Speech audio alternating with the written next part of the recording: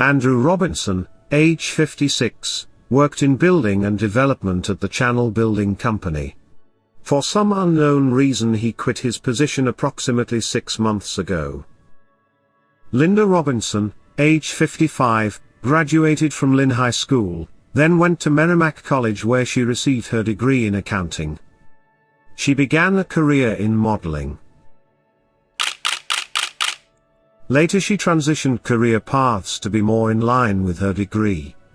She began working as an accountant in human resources. For the past 25 years she worked as the finance director at Semaphore.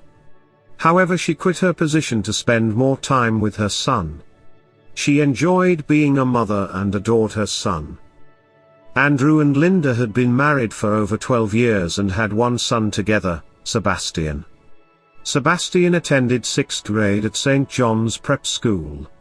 He played the cello in the school's string ensemble. He absolutely loved reading literature, and was a very gifted writer. He was well known as being a very creative student who had a strong desire to learn. He adored animals, riding his bike, and his extensive Lego collection. The family lived in their affluent home at 48 Porter Road in Andover, Massachusetts.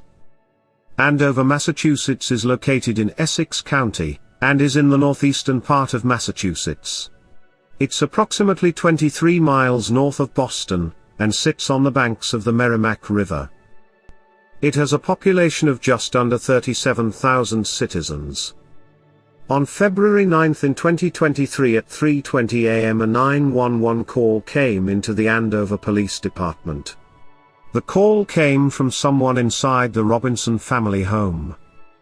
The dispatcher could hear things smashing and a male screaming loudly in the background.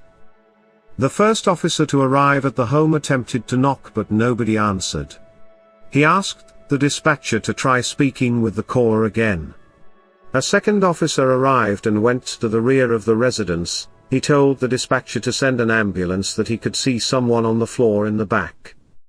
Let's listen to the actual call from dispatch to the police officers.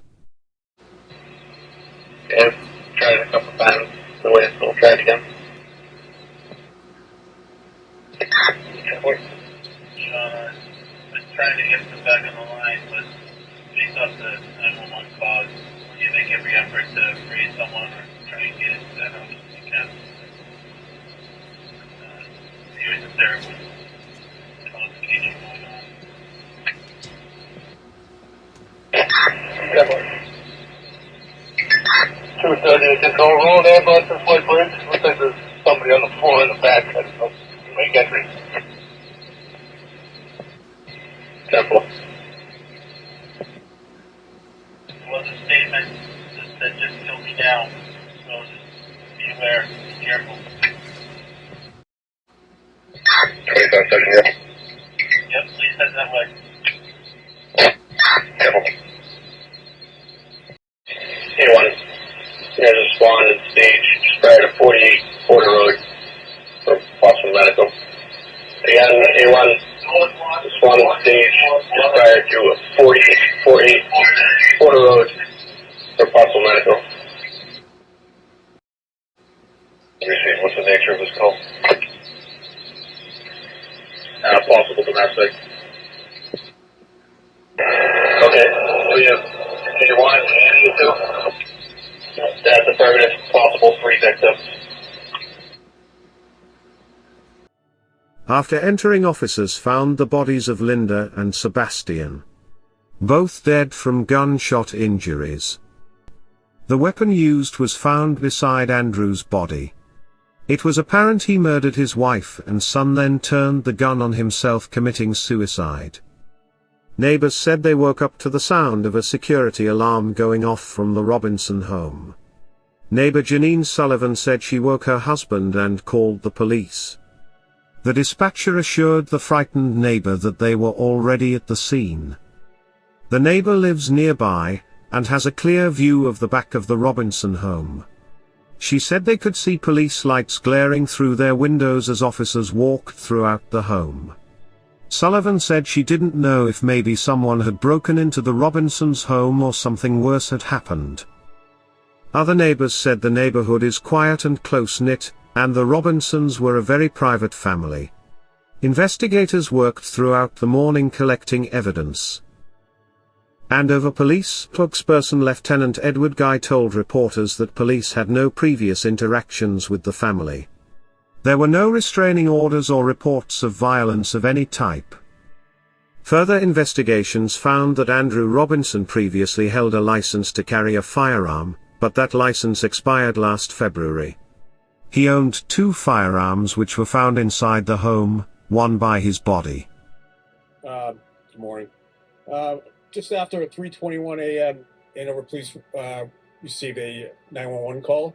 Officers arrived on scene roughly 5 minutes after the call. They had to breach 2 doors to get into the house. And they went inside the house. They found the father, mother, and a 12-year-old son dead. Wounds were from a gunshot. The father was 56 years old. The mother was 55. Again, obviously, we're starting an investigation. Obviously, we know the how. We're trying to figure out the why right now. So we're going to need some time to figure that out as we move forward. Thank you, Chief. As you can imagine, this being only in the first of several hours into this scene, we have quite a bit of work to do. We're still in the preliminary stages. But one of the messages that we would like to make sure that people know is there's no danger to the public at all. This entire situation was contained within the address here. I think this is also a very good time to remind folks that if they're suffering from any type of mental health issues, any type of depression, that services are out there, whether through service providers. Our office certainly is a community resource for anybody that's having any difficulties is all. I also want to make sure that we recognize the first responders here, the difficulties of working these scenes. We only need to look back at the last couple of weeks in Massachusetts, some of the difficult things that our first responders, our state police detectives, our local detectives, local police officers, firefighters, and EMS, these can take an emotional toll as well. We're always concerned about their well-being. These men and women do an extraordinary job under some very difficult circumstances. We also want to make sure that folks know that there are resources out there. As Chief Keefe said, we will update you as we get more information. A funeral was held on February 18th in 2021 at the Leo and Joan Mahoney Wellness Center at St. John's Preparatory School. Over 2,000 were in attendance. Ed Hardiman, the headmaster at the school, said Sebastian started at the school in September with the 6th grade class of 100 students. He said the 6th grade program is pretty tight because it is team-oriented, unlike other grade structures. He described Sebastian as a very gentle soul. He said Sebastian was well loved by his teachers, and he was extraordinarily creative.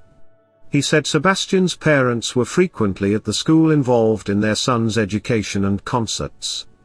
He said, "We had a number of concerts and a number of different activities that Sebastian's parents have been present at those, and part of the prep community, and here to support their son." He continued saying it is impossible to make sense of what happened. "We are powerless to change anything that has happened, but we each possess a tremendous power to walk with each other. Now is the time for that bond, that connection, to shine as a beacon of support, love, and hope for each other." After the service for Sebastian, some students were thankful for the opportunity to come together and mourn. 12-year-old Brendan Bransfield said, "I felt like a lot of people cared about him. I did see a few of his friends." Linda Robinson's father, Joseph Hakey, and uncle said she lived a very private life. That they had rarely seen her or her family since the pandemic. Her father said, "They went out and bought a big freezer and filled it with food, they hooked up the house with electrical generators," Hakey said. "I would ask my son, 'Have you seen your sister?' and he would say, 'Who?' Linda went into hibernation." Professor Richard Gellis at the University of Pennsylvania is an expert in domestic violence and child welfare. He said, "Men are socialized to express themselves using physical force. Men are not socialized to resolve problems and control issues using verbal means or psychological means, so that's part of the underlying explanation."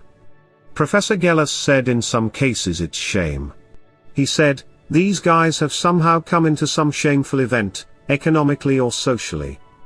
They want to kill themselves, but they're so enmeshed in their family system, they choose to take their whole family with them. And those are cases where the neighbors, when interviewed, say, boy, I'm totally amazed and surprised. I mean, he was a nice quiet guy. He was the last person in the world I would expect to do it. He continued saying the offender doesn't see his family separate from him. He sees the family as one entity. And to kill himself he must kill his entire family. Dr. Neil Websdale, director of the Family Violence Institute at Northern Arizona University, said there is a complicated mix of depression, as well as notions of rigidly traditional gender roles that may veer into domineering behavior, or domestic violence. He said these men tend to keep secrets, be narcissistic, and have notions of grandiosity, and show jealousy. These men are usually lonely, and have fears of abandonment. Dr. Websdale says often there are just too many things we don't know or understand to come to easy conclusion with cases like this. He said it's much easier in retrospect, than to identify potential risk factors. He said, there's a plethora of possibilities here, but I do think also that we need to face the fact that we're also dealing with the haunting presence of the inexplicable. I think we like in this age of reason to think that we can pinpoint a particular cause or factor here or there, and I think the reality is that in the cases we often can't. This video's scavenger hunt clue is the letter R like Rambo. It remains unclear why Andrew Robinson murdered his wife and son before taking his own life. Is it possible that after quitting his job their $2 million home became too expensive, and this led to financial issues? It's hard to say exactly what led up to this tragedy. It's devastating that a 12-year-old boy died at the hands of his own father. Nobody has the right to take another life, especially a child. This boy deserved the chance to finish high school, go to college and follow his dreams. He clearly was a very intelligent young man who could have brought so much to this world. May Linda and Sebastian rest in peace. That concludes this episode. Keep your eye out for the next volume, coming soon. If you enjoyed this video, consider subscribing. Thanks for watching.